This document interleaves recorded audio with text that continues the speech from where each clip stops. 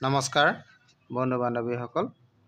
আজি মই আপোনালোকলৈ যিটো বিজ্ঞাপন লৈ আহিছোঁ, বিজ্ঞাপনটো আপোনালোকে দেখা পাইছে IDBI বেংকৰ ফালৰ পৰা আহিছে।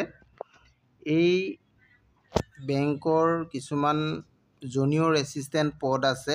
এই পদসমূহ পূৰণৰ কাৰণে বিজ্ঞাপন প্ৰকাশ কৰিছে। বিজ্ঞাপনটো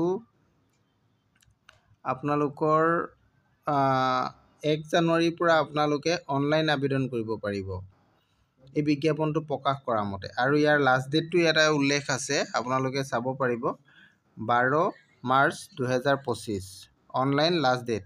গতিকে আপোনালোকে 12 মাৰ্চৰ আগতে ইয়াতে এপ্লাই কৰিব লাগিব। আৰু ইয়াৰ যিটো ফিজ আছে, এটা এপ্লিকেশ্যন ফিজ আপোনালোকে পে'মেণ্ট কৰিব লাগিব। ফিজটো আপোনালোকে 12 মাৰ্চৰ ভিতৰতে পে'মেণ্ট কৰিব লাগিব। আৰু ইয়াতে আমি আহোঁ বিজ্ঞাপনটোৰ ডিটেইলছখিনি জানিবৰ কাৰণে। পদসমূহ ক'ত ক'ত আছে আমি এইখিনি চাওঁ। ভাৰতৰ বিভিন্ন ৰাজ্যত ইয়াৰ পদসমূহ আছে। ইয়াতে আপোনালোকৰ সাউথ এণ্ড ৱেষ্ট জোনৰ ভিতৰত দিয়া হৈছে। আহমেদাবাদ আছে, ভূপাল জোন, এইকেইটা জোন হয়। এইখিনি জোনখিনি দিয়া আছে। যোনখিনি ইয়াতে ষ্টেটখিনি দিয়া আছে, ৰাজ্যসমূহৰ নাম ইয়াতে দিয়া আছে। যিহেতু মই অসমৰ পৰা ভিডিঅ'টো বনাই আছোঁ, গতিকে মই অসমৰ কেণ্ডিডেটসকলৰ কাৰণে কৈছোঁ। আমাৰ কেলকাতা জোন হ'ব, কেলকাতা জোন। ইয়াতে West Bengal and north east state আছে।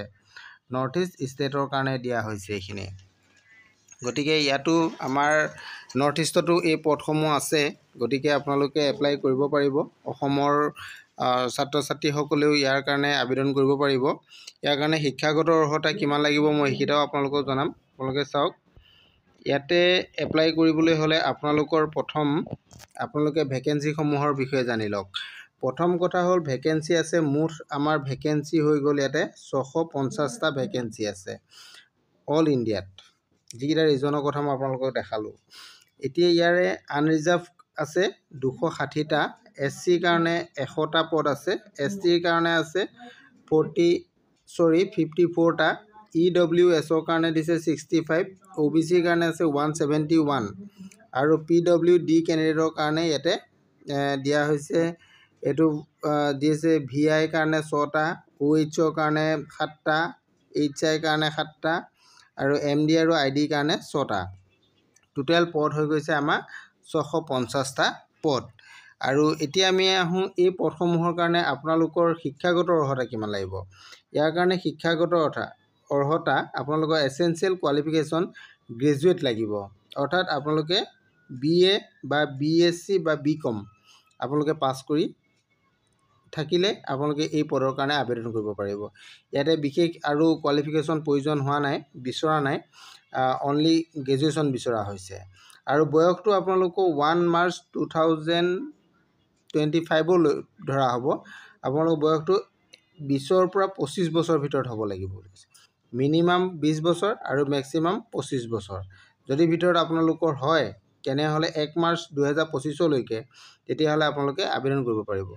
আৰু ইয়াৰ কাৰণে আপোনালোকৰ যিটো ইণ্টাৰভিউ হ'ব, ইণ্টাৰভিউটো অৰ্থাৎ ৰিটেন যিটো টেষ্ট, অনলাইন টেষ্ট যিটো হ'ব আপোনালোকৰ, সেই অনলাইন টেষ্টটো 6 এপ্ৰিলত হ'ব। 6 এপ্ৰিল 2025 আপোনালোকৰ এইটো হ'ব।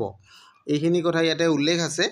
আৰু পদসমূহৰ ডিটেইলছ আপোনালোকে যদি জানিব বিচাৰে, ইয়াতে আপোনালোকৰ এজৰ ৰিলেক্সেশ্যন পাব। আপোনালোকে SC ST চবৰ কাৰণে বেলেগ বেলেগ পাব।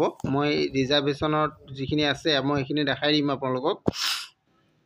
ইয়াতে আছে আপোনালোকৰ যিটো মেইন ইম্পৰ্টেণ্ট পইণ্টকেইটা মই আপোনালোকক আকৌ এবাৰ দেখাই দিছোঁ। এই যিটো এজটো আপোনালোকৰ 1 মাৰ্চ 2025লৈকে ধৰা হ'ব।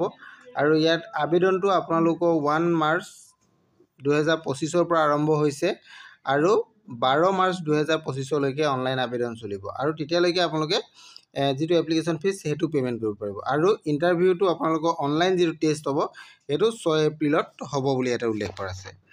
আৰু এতিয়া আমি আহোঁ, ইয়াৰ এছেঞ্চিয়েল কোৱালিফিকেশ্যনখিনি আপোনালোকক জনালোৱে অলৰেডি। এতিয়া আমি আহোঁ এজৰ যিটো ৰিলেক্সেশ্যনটো আপোনালোকে ইয়াতে চাব। যিসকল SC আৰু ST কেণ্ডিডেট আছে তেওঁলোকৰ কাৰণে 5 বছৰ ৰিলেক্সেশ্যন দিয়া হ'ব। অৰ্থাৎ তেওঁলোকৰ 25 বছৰ উপৰিও তেওঁলোকে 30 বছৰ বয়সলৈকে কৰিব পাৰিব আৰু যিসকল OBC কেণ্ডিডেট আছে OBC সকলে 3 বছৰ পাব অৰ্থাৎ তেওঁলোকে 28 ইয়াৰ্ছলৈকে এপ্লাই কৰিব পাৰিব আৰু যিসকল PWBD কেণ্ডিডেট আছে তেওঁলোকে 10 বছৰ ৰিলেক্সেশ্যন পাব এক্স সাৰ্ভিসমেন আৰু বাকি ৰিলেক্সেশ্যন আছে 5 বছৰ পাব ইয়াতে এইখিনি আপোনালোকে চাব পাৰিব এক্স সাৰ্ভিসমেন আৰু বিভিন্ন ধৰণৰ আছে এইখিনি আপোনালোকে যদি পঢ়ে এইখিনি ভালকৈ আপোনালোকে পঢ়ি ল'ব মই গোটেইখিনি কৈ দিলে মোৰ ভিডিওটো বহুত দীঘল হ'ব গতিকে মই এইখিনি আপোনালোকক জনাই দিয়া নাই এইখিনি আছিলে আৰু ঠিক তেনেধৰণে আপোনালোকৰ এজৰ ৰিলেক্সেশ্যনৰ লগতে আপোনালোকৰ যিটো পে'মেণ্ট আছে পে'মেণ্টটোতো আপোনালোকে কেটেগৰী ৱাইজৰ ৰিলেক্সেশ্যন পাব মই সেইকেইটা আপোনালোকক জনাই দিছোঁ আপোনালোকৰ যিসকল জেনেৰেল কেণ্ডিডেট আছে তেওঁলোকে 1050 টকা পে'মেণ্ট কৰিব লাগিব এইটো অনলাইন থ্ৰু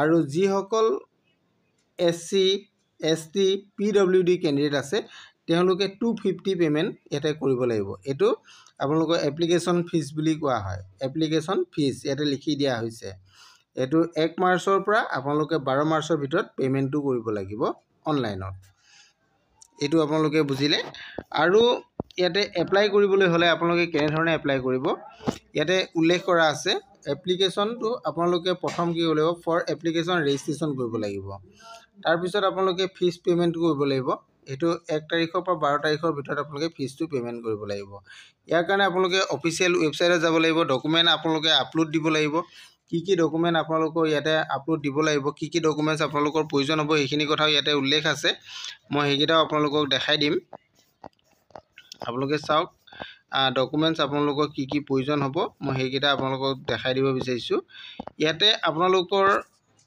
যেহেতু এজৰ কাৰণে আপোনালোকে ক্লাছ 10 বা ক্লাছ 12 ষ্টেণ্ডাৰ্ড মাৰ্কশ্বিট বা স্কুল লিভিং সাৰ্টিফিকেট বা বাৰ্থ সাৰ্টিফিকেট আপোনালোকে প্ৰডিউস কৰিব লাগিব এটো হল এজৰ কাৰণে 2 নম্বৰতে আহিলে আপোনাৰ এডুকেশনাল কোৱালিফিকেশন ইয়াৰ কাৰণে হাই স্কুল আপোনালোকৰ ইন্টাৰ হাই স্কুল বা ইন্টাৰমিডিয়েটৰ মাৰ্কশ্বিট আৰু passing certificate class 10 and class 12 এইখিনি দিব লাগিব আৰু লগতে গ্ৰেজুৱেচনৰ অল সেমিস্টাৰ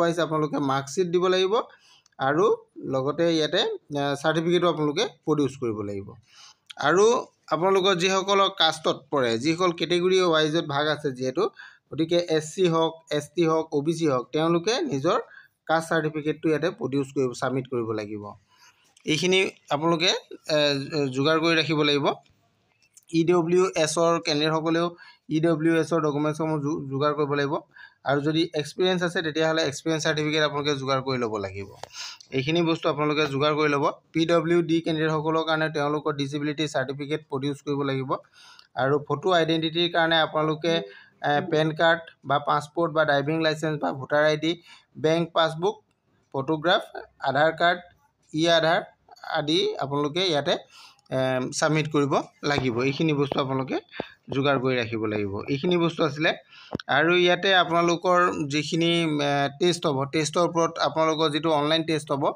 অনলাইন টেষ্টৰ কেনে ধৰণে হ'ব আপোনালোকৰ দিয়া হৈছে টেষ্ট কিটাৰ বিষয়ে ইয়াতে দিয়া হৈছে কি সাবজেক্টৰ ওপৰত হ'ব কিমান মাৰ্কৰ ওপৰত হ'ব কিমান কোৱেশ্চন থাকিব এইখিনি কথা দিয়া হৈছে আপোনালোকে চাই ল'ব পাৰিব এইখিনি গোটেইখিনি ডিটেইলছ ইয়াতে উল্লেখ কৰি দিয়া আছে মই আপোনালোকক দেখাই দিছো গোটেইখিনি বস্তু আপোনালোকৰ ইয়াতে প্ৰথমটো আছে লজিক এণ্ড ৰিজনিংৰ আছে ডাটা এনালাইসিস তাৰ কাৰণে আপোনালোকৰ 60 কোৱেশ্চন 60 মাৰ্ক টাইম থাকিব আপোনাৰ 40 মিনিটস আৰু নেক্সট ইংলিশ ল্যাঙ্গুৱেজত থাকিব 40 কোৱেশ্চন 40 মাৰ্ক 20 মিনিটস আৰু কোৱান্টিটিভ এণ্ড এটিটিউডত থাকিব আপোনালোকৰ 40 মাৰ্ক 40 কোৱেশ্চন আৰু 35 minute general economy and banking এৱাৰনেছত থাকিব 60 মাৰ্ক 60 কোৱেশ্চন 25 মিনিটস এইখিনি আপোনালোকৰ এক্সাম হ'ব অনলাইন টেষ্ট যেটো আপোনালোকৰ হ'ব হেতু হ'ব ইয়াৰ কাৰণে আপোনালোকে অফিচিয়েল ৱেবছাইটত গলে ইয়াৰ যেটো বেংকৰ যেটো অফিচিয়েল ৱেবছাইট তাতে গৈ আপোনালোকে অনলাইন আবেদনটো কৰিব পাৰিব মই অফিচিয়েল ৱেবছাইটটো আপোনালোকক জনাই দেখাই দিছো এটো